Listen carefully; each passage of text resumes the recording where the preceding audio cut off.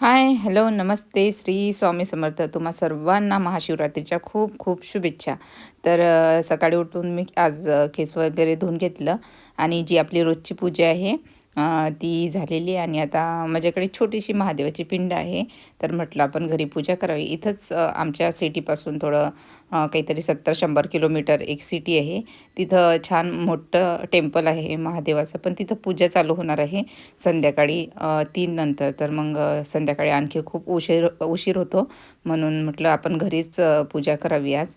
मंदिरामध्ये काही जाणं माझं होत नाही. तर इथं आधी मी छोटीशी अशी पूजा थोडी मांडून घेतली. आधी गणपती बाप्पाला आधी पाण्याने स्नान करून घेतले. नंतर पंचामृत केलेलं आहे. पंचामृताने नंतर गणपती बाप्पाची अंघोळ करून घेतली आणि नंतर मग बाकीची पूजा मी मांडून घेतली. तर अशी साधी सरळ मी घरी पूजा केलेली आहे. शिवजी आपले भोलेनाथ एकदम भोळे आहे. त्यांना मनभावे केलेली पूजा पण पावन होते. जास्त काही नाही त्यांच्यासाठी दिलं तरी चालते.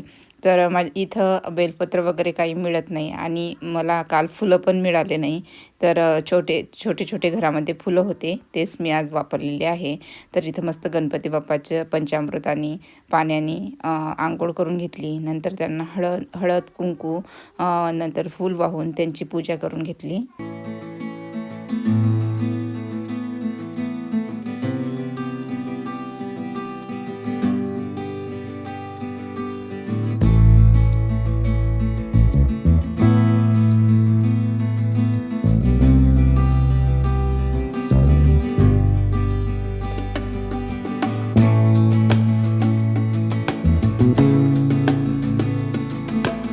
गणपती बाप्पाला कापसाचे वस्त्र अर्पण केले आणि गूळ खोबऱ्याचा नैवेद्य दाखवून गणपती बाप्पाला नमस्कार केला.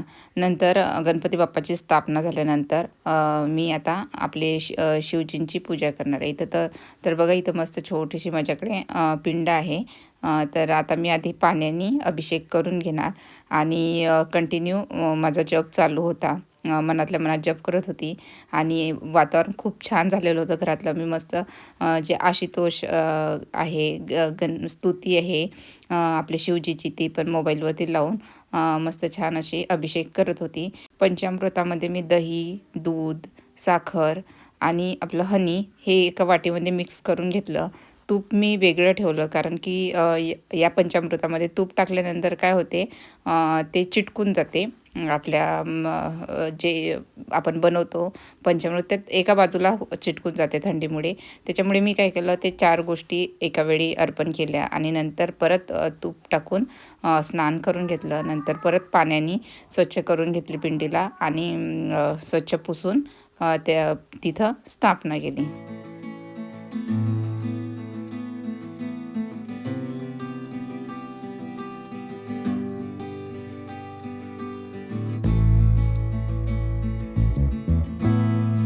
अभिषेक झाल्यानंतर महादेवाच्या पिंडीला मी आधी आपलं चंदन लावून घेतलं, कापसाचे वस्त्र अर्पण केले, चंदन लावलं आणि भस्म होता, भस्म लावून पूजा केली आणि एक फळ ठेवलं नैवेद्यासाठी. फुलं अर्पण करून नमस्कार करून घेतला.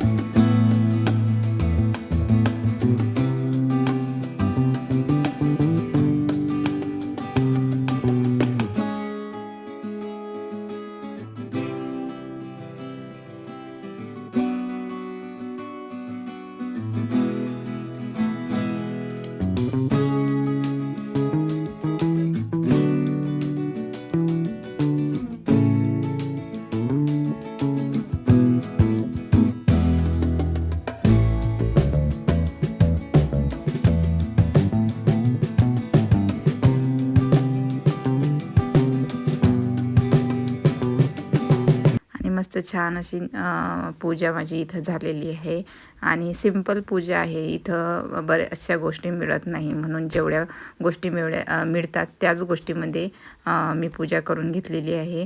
आणि नंतर ओम नमः शिवायचा जप वगैरे करून इथं मी रुद्राक्षाची माळ अर्पण केलेली आहे.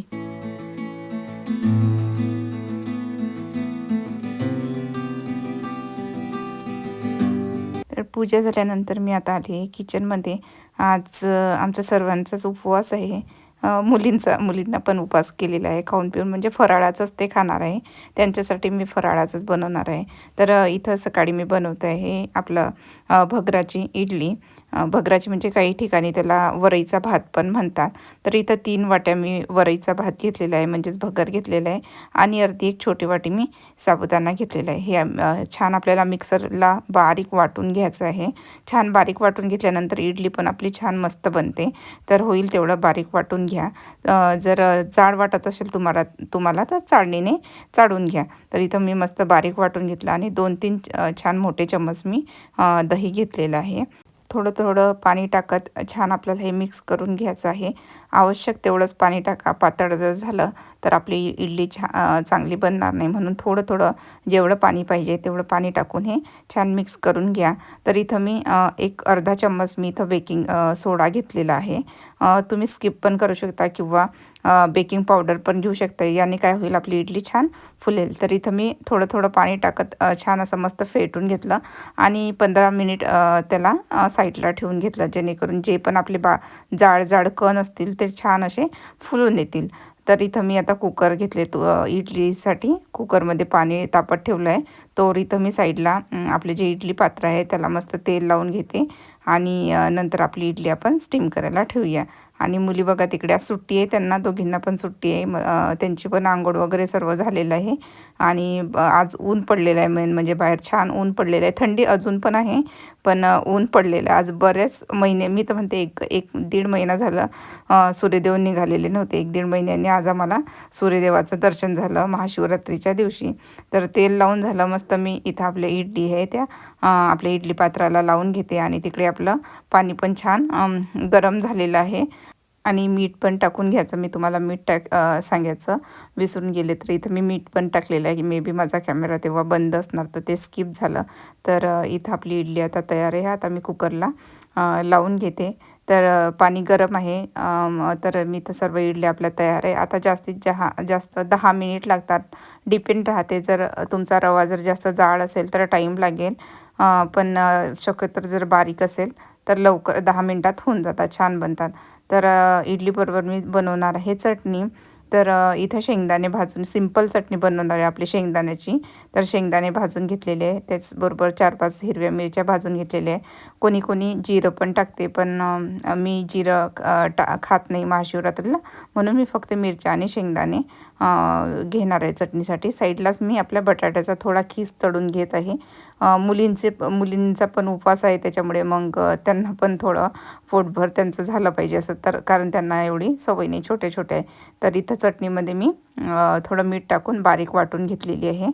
तर तिकडे सर्व आपली इडली वगैरे होत आहे. तर इकडे साईडलाच मी महादेवांची आरती वगैरे करून घेतली आणि तोवर इकडे आपली इडली पण झाली होती. तर इथं कुकर उघडून बघितलं तर आपली इडली मस्त छान अशी टम्म फुगलेली होती.